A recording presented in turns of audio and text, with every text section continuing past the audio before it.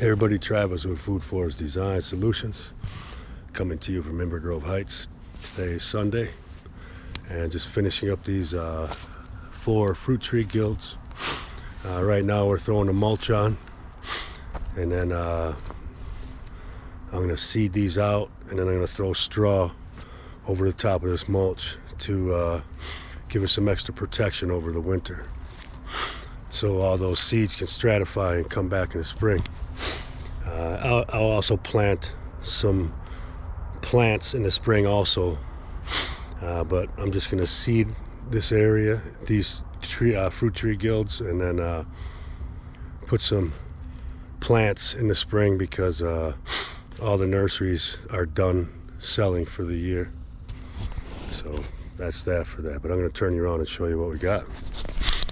And here we're just getting the mulch. We got 8 inches of garden soil below that, and probably about 6 to 8 inches of mulch on top of here. So just think 4 little ecosystems all on their own, and once all these plants around these fruit trees all start growing, they're all going to interact together and start taking care of each other and helping these fruit trees grow.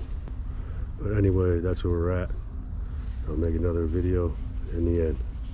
Grow food, not laws.